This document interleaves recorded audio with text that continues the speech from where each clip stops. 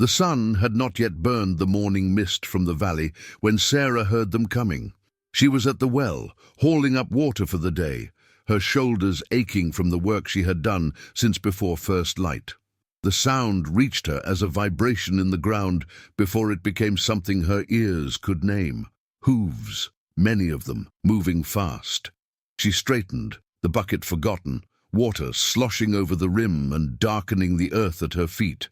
Her eyes found the eastern ridge, and there they were. A line of riders cresting the hill, their silhouettes sharp against the pale sky, spreading wider as they descended. Too many to count at this distance, far too many to be anything but trouble or salvation, and in her experience, those two things often wore the same face. Her hand moved instinctively to her hip, but she wore no gun. Thomas had taught her to shoot, and she could put a bullet through a fence post at 50 yards, but she had stopped wearing the Colt after he died. It felt like an admission of fear, and she refused to live that way. Now, watching the riders approach, she wondered if pride was just another word for foolishness. They moved with purpose, not the wandering pace of cattle rustlers or the hesitant approach of travelers seeking hospitality. This was something else. Something organized. The formation broke as they reached the flatland, spreading into a semicircle that would surround her property on 3 sides, leaving only the western edge open. A tactical choice. They were giving her a way out, or giving themselves room to move in. She walked toward the house, not running, refusing to show panic even though her heart hammered against her ribs. The porch steps creaked under her boots, and she turned to face them, standing in front of her door the way Thomas would have. The way a person stands when they mean to hold ground, they have earned. The center of the line parted, and a single rider came forward. He sat his horse like a man who had been born in the saddle, his posture relaxed, but his eyes missing nothing. He wore traditional clothing, buckskin and beadwork, and his hair was long and unbound, lifting slightly in the breeze that carried the smell of sage and dust. He stopped 20 feet from her porch, and the silence that followed was absolute. Even the birds had gone quiet.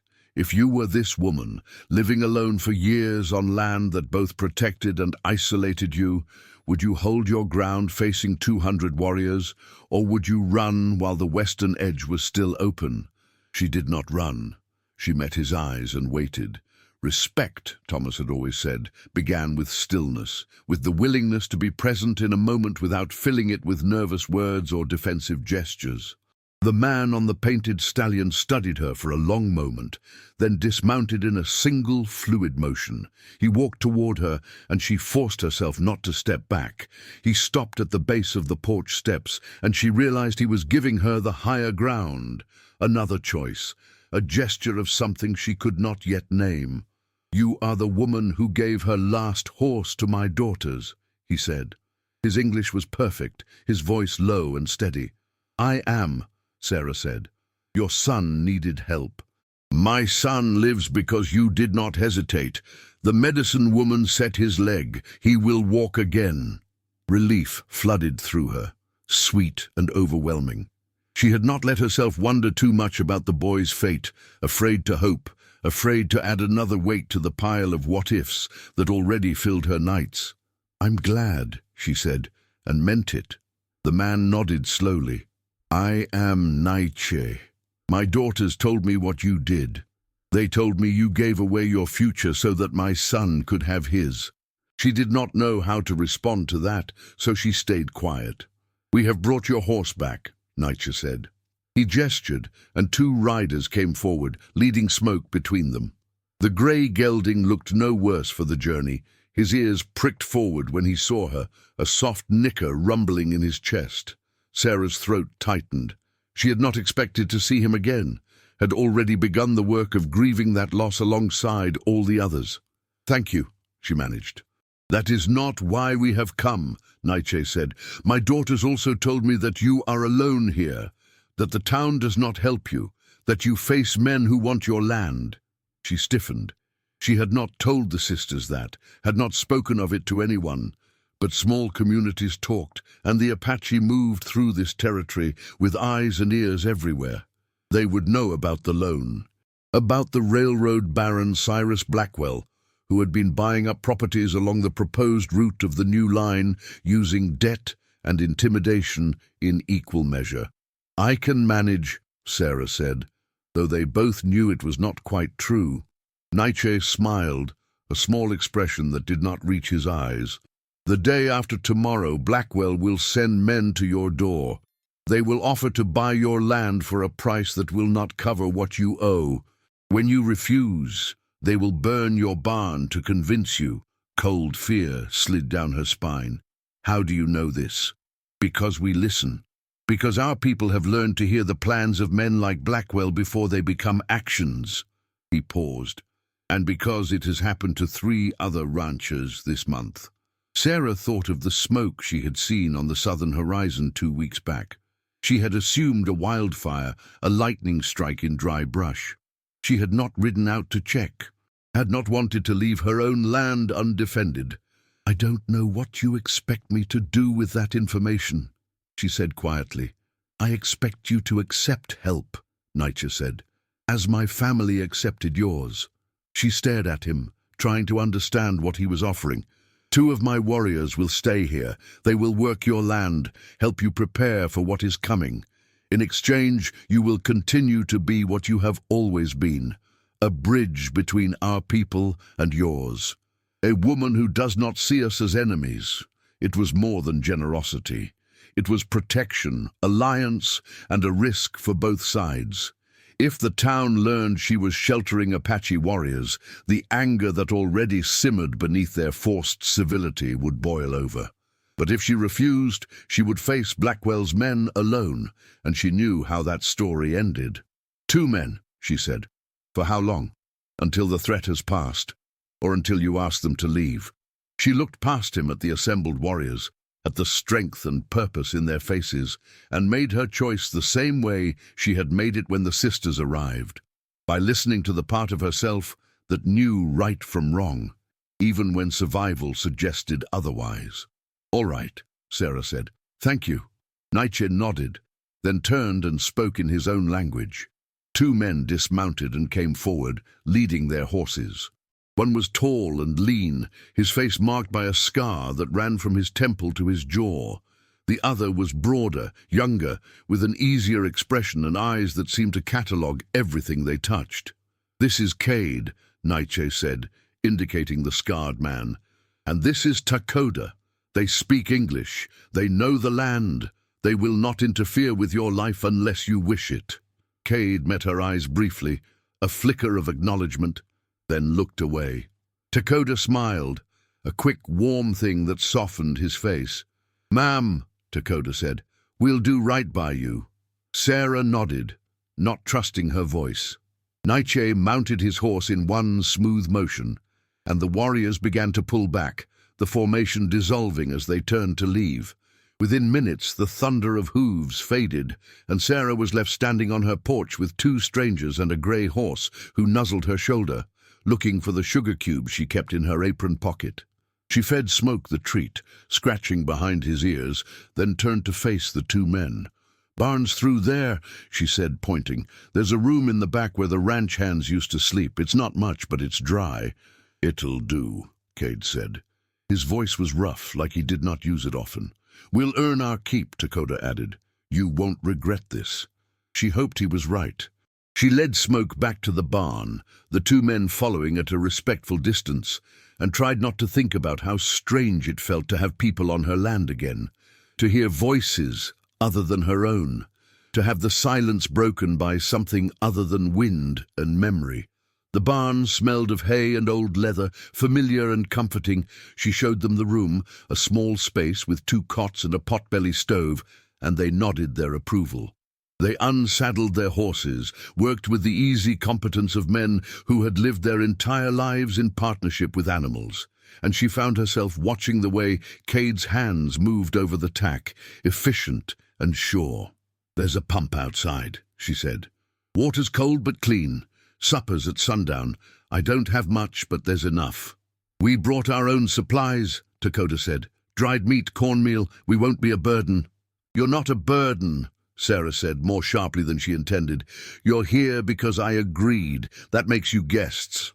Dakota's smile returned, and even Cade's expression softened slightly. "Yes, ma'am," Dakota said. She left them to settle in and walked back to the house, her mind racing. 2 days until Blackwell's men arrived. 2 days to prepare for a confrontation she did not want, but could not avoid. She had always known this land would demand everything from her. She just had not expected it to give anything back. That evening, she cooked more than she had in months. Beans and salt pork, cornbread in the cast-iron skillet, coffee strong enough to strip paint. She set the table for 3, a strange domesticity she had almost forgotten, and called them in when the food was ready. They ate in silence at first, the kind that was not uncomfortable, but simply the absence of necessary words. Dakota finished first, leaning back in his chair with a satisfied sigh. "You're a fine cook, ma'am," he said. "Sarah," she corrected. "If you're staying, you can call me Sarah." "Sarah," he repeated, testing the name. "Dakota. And the quiet one there is Cade." Cade glanced up, a flicker of amusement in his eyes, but said nothing. "Naiche said Blackwell's men are coming in 2 days," Sarah said. "What do we do when they get here?" "We make it clear you're not alone," Cade said.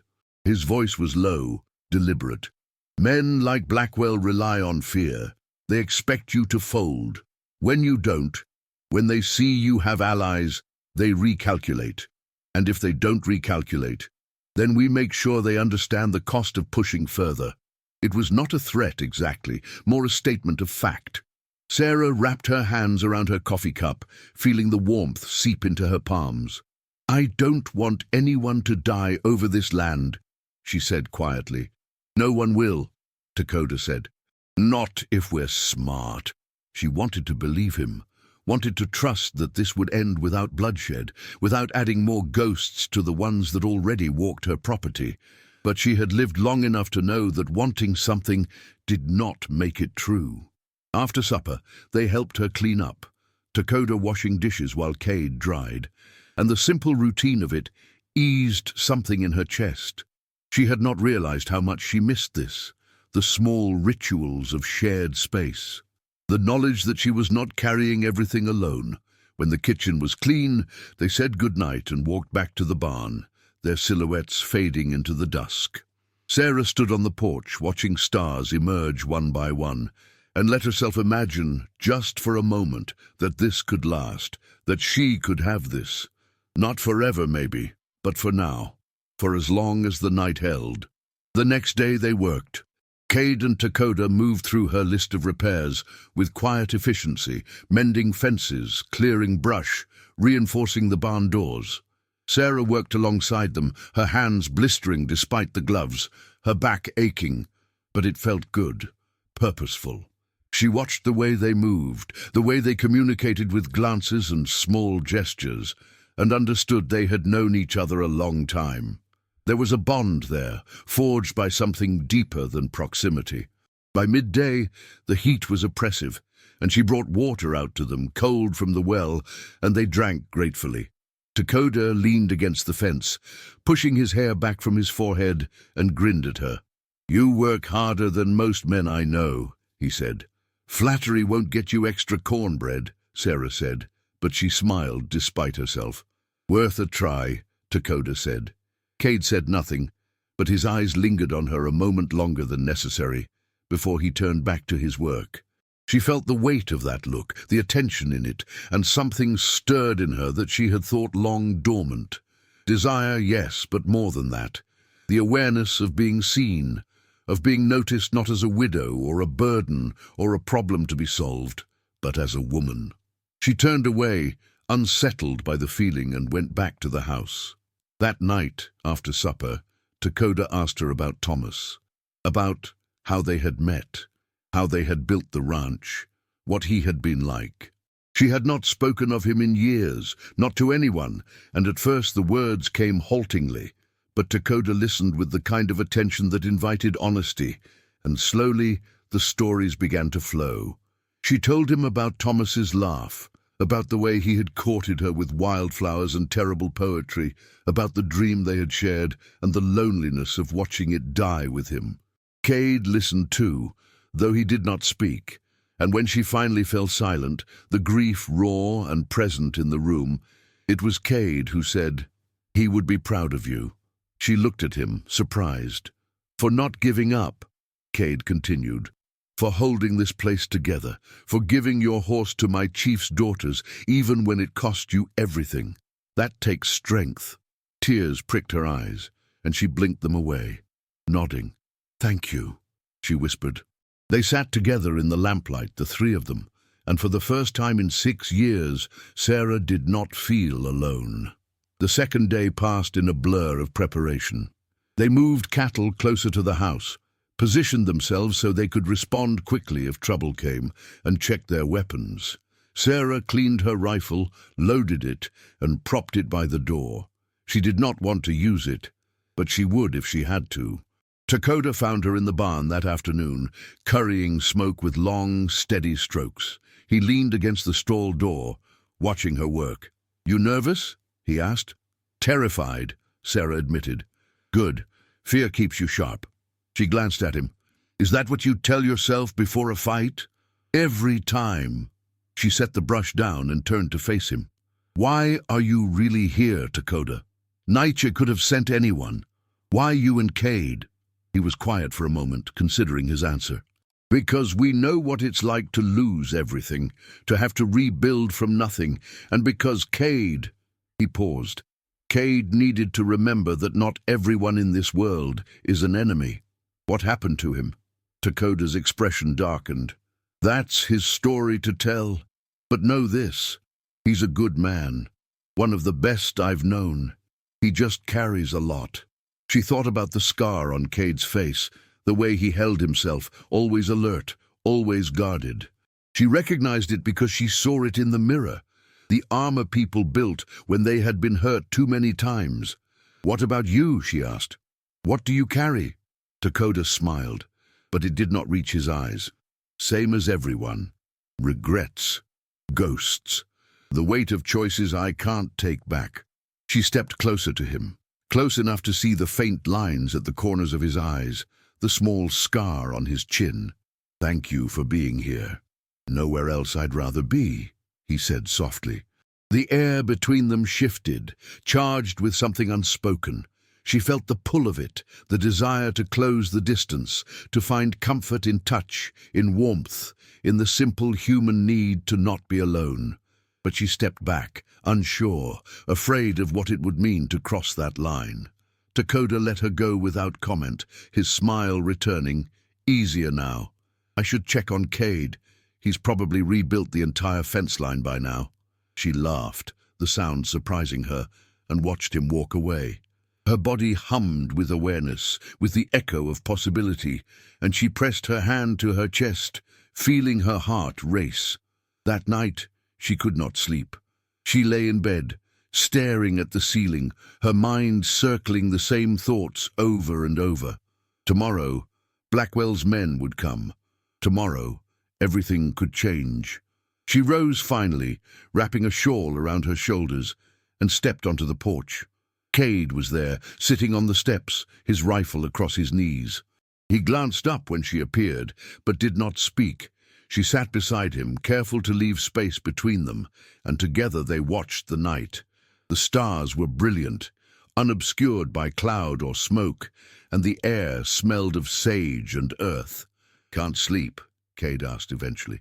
"Too many thoughts." He nodded. "Tomorrow will be hard." "I know, but you'll survive it. You're stronger than you think." She looked at him, surprised by the certainty in his voice. "You don't know me." "I know enough," Cade said. "I know you didn't run when 200 warriors came to your door. I know you gave away the one thing keeping you afloat because someone needed it more. That tells me everything." She felt something shift in her chest, a loosening of the tight knot she had carried for so long. "What happened to your face?" she asked quietly. His hand moved to the scar, an unconscious gesture. "A man I trusted put a knife there. Taught me not to trust so easily. I'm sorry." "Don't be." It was a long time ago. She hesitated, then said, I don't think you're as hard as you pretend to be. He smiled, a rare and fleeting thing. Don't tell Takoda. He'll never let me live it down. She laughed softly, and the sound seemed to ease something in him.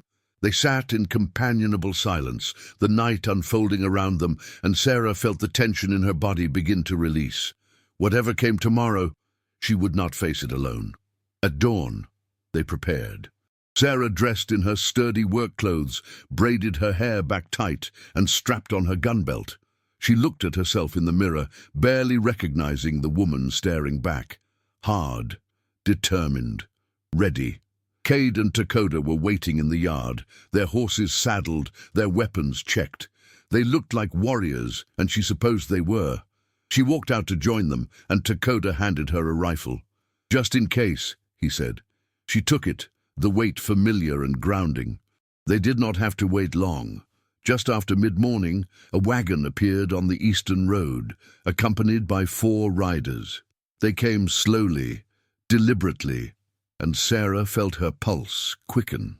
The wagon stopped at her gate, and a man climbed down. He was well-dressed, too well-dressed for this country, his suit dusty but expensive. He removed his hat and approached, his smile wide and false. Mrs. Whitmore, he called. My name is Fletcher Reese. I represent Mr. Cyrus Blackwell. I wonder if we might have a word. Say what you came to say, Sarah called back. She stood on her porch, Cade and Takoda flanking her, their presence unmistakable.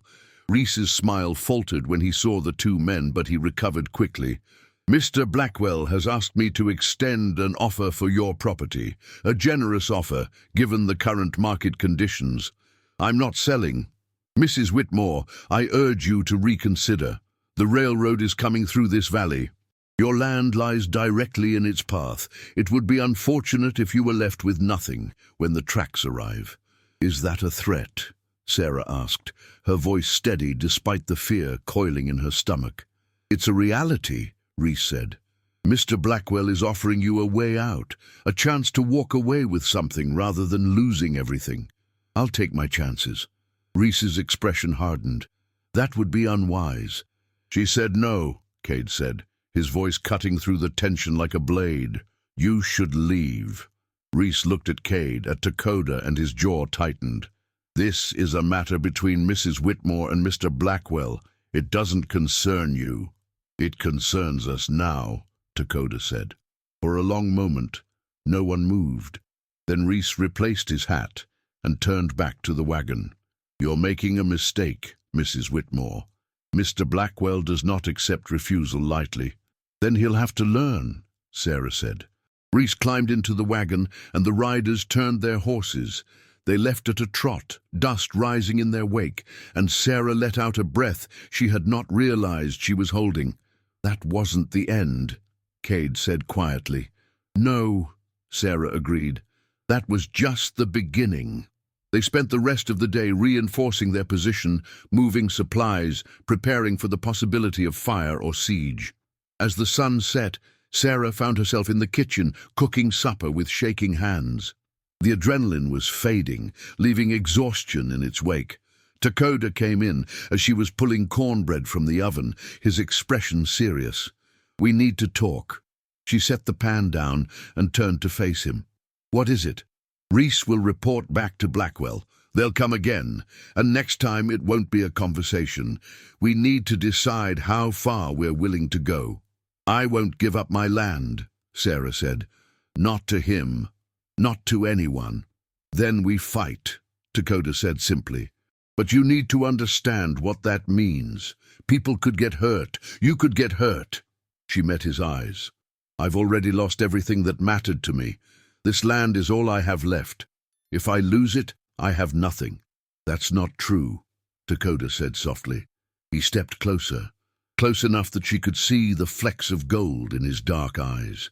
You have us, for as long as you need us. Her breath caught. She felt the warmth of him, the solid presence, and the part of her that had been closed off for so long ached with wanting. She reached up, her hand trembling, and touched his face. He closed his eyes, leaning into her palm, and the tenderness of the gesture broke something open inside her. "I'm afraid," she whispered.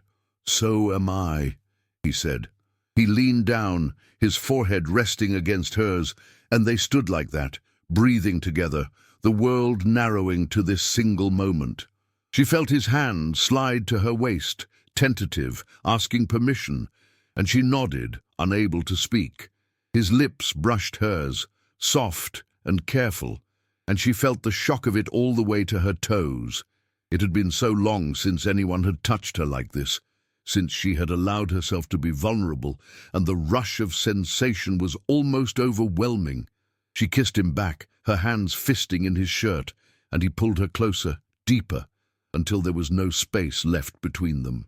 When they finally broke apart, both breathing hard, Takoda rested his forehead against hers again, his hands still holding her. "Sarah," he said, his voice rough. "I know," she said.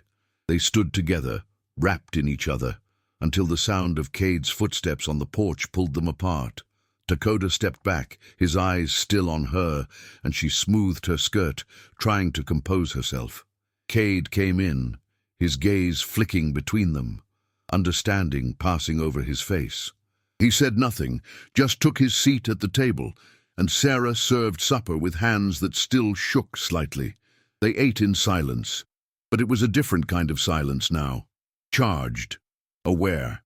And when Takoda's foot brushed hers under the table, she did not move away. That night she lay in bed, staring at the ceiling, her body still humming from the kiss. She felt alive in a way she had not in years, and the guilt that came with it was sharp and immediate. Was she betraying Thomas's memory? Was she being selfish, foolish, reckless? But beneath the guilt was something else. A stubborn insistence that she deserved this, that she deserved to feel wanted, desired, seen. She was not dead. She was not a ghost. She was a woman, and she had needs and wants and the right to pursue them. She fell asleep with Takoda's name on her lips and dreamed of touch and warmth and the possibility of not being alone. The next days passed in a strange rhythm. They worked the land, fortified their defenses, and waited. Blackwell did not send his men back immediately, but the threat hung over them like a storm cloud. Sarah found herself drawn to both men in different ways. Takoda was easy to be with, his warmth and humor a balm to her worn spirit. Cade was quieter, more reserved, but his presence was solid, grounding. She felt safe with them in a way she had not felt since Thomas died. One evening, as they sat together on the porch, Cade finally spoke of his past. He told her about the woman he had loved, about the betrayal that had left him scarred in more ways than one, about the years he had spent wandering, trying to outrun the pain. His voice was low, halting, and she listened without interruption, her hand finding his in the dark. "I thought I was done with people," Cade said. "Thought I'd spend the rest of my life alone. But then Takoda found me, half dead in a canyon, and refused to let me give up. And then Naicha told us about you, and I thought, maybe there's still something worth fighting for." She squeezed his hand, tears slipping down her cheeks. "There is," she whispered. "You're worth fighting for. This land, this life, all of it, we're worth fighting for."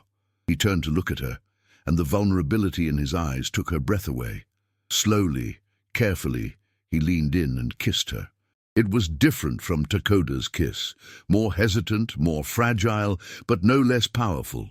She kissed him back, pouring all the reassurance she could into the touch, and when they pulled apart, she saw something shift in his expression. Hope, maybe, or the beginning of it. Takoda watched from the doorway, his own expression unreadable, and Sarah felt a moment of panic. But when Cade rose and walked past him into the house, Takoda reached out and clasped his shoulder, a gesture of support and acceptance. They were not rivals. They were brothers in all but blood, and they would share this burden, this joy, together. Sarah stood and walked to Takoda, her heart pounding. "Is this all right?" she asked. "I don't want to hurt either of you. We're not children," Takoda said gently. "We know what we're doing, and we know what you need.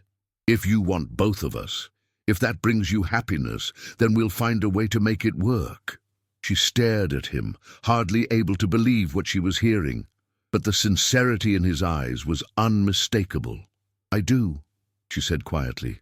"I want both of you. I don't know how that works, or if it's even possible, but I want to try." "Then we try," Dakota said. He pulled her into his arms, and she rested her head against his chest, feeling his heartbeat steady and strong beneath her ear. Over the following days, they fell into a new pattern, one that felt both strange and right. She shared meals with them, worked beside them, and at night, when the stars were out and the world was quiet, she let them hold her. Sometimes it was Dakota, his kisses warm and eager, his hands gentle on her skin. Sometimes it was Cade, his touch more careful, but no less devoted. And sometimes it was both, the three of them tangled together in a way that defied convention, but felt more honest than anything she had known. They did not speak of it openly. It was too new, too fragile, and the world outside would not understand. But within the boundaries of her land, they built something that was theirs alone. Then, one morning, smoke appeared on the horizon. Cade saw it first, his body going rigid as he stared toward the southern edge of her property. "Fire," he said. They ran, the three of them, toward the smoke, and found her western pasture burning. The grass was dry, the flames spreading fast, and Sarah's heart sank.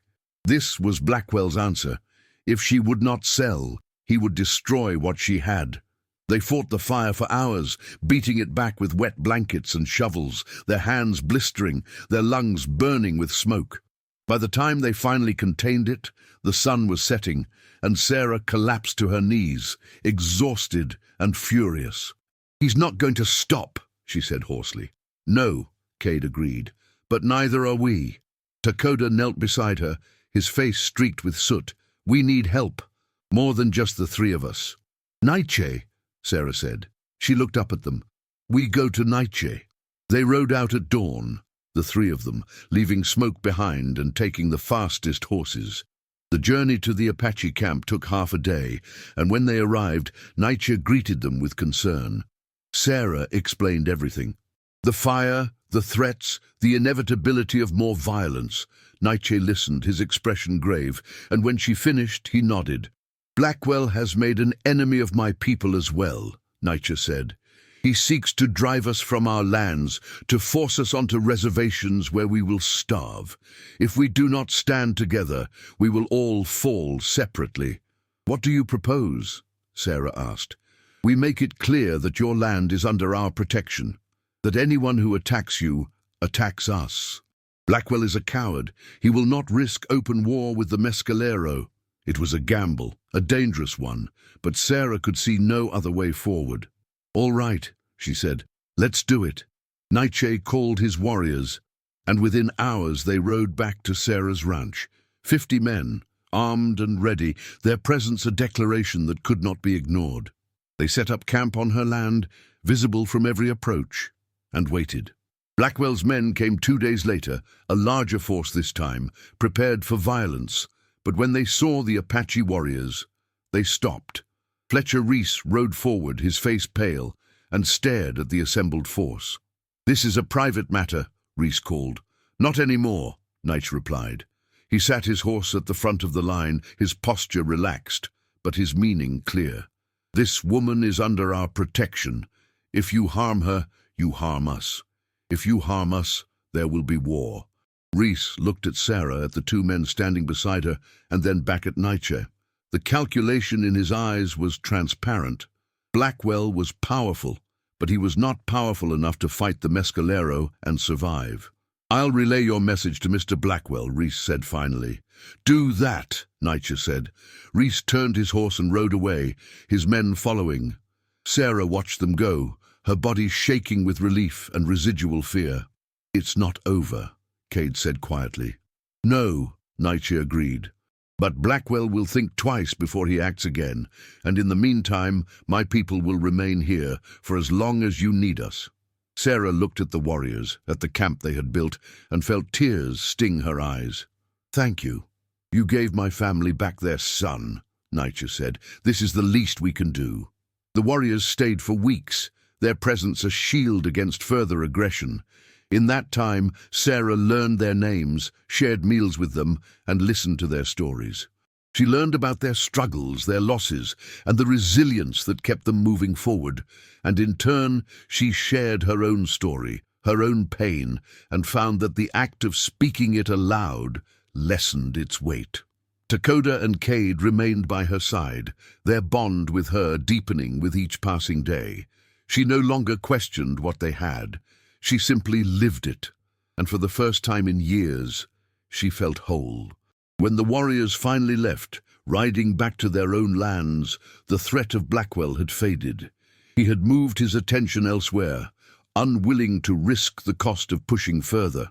The railroad came through, but it bent around her property, the surveyors taking note of the Apache camp that had stood on her land and deciding discretion was the better part of valor. Sarah stood on her porch one evening, watching the sun set, and felt peace settle over her like a blanket. The land was hers. The future was uncertain, as it always had been, but she was not facing it alone. Takoda came up behind her, wrapping his arms around her waist, and she leaned back into him, smiling. Cade joined them a moment later, his hand resting on her shoulder, and the three of them stood together, watching the sky turn from gold to violet to deep indigo. "What now?" Takoda asked. "Now we live," Sarah said simply. "We live, and we build, and we hold on to what we've made." Sounds good to me," Cade said, his voice soft. They stayed there until the stars came out, until the coyotes began their song, and Sarah thought about all the things she had lost and all the things she had found. The land had demanded everything from her, but it had also given her more than she had ever imagined. A home, a family, a future. And under the vast western sky, that was enough.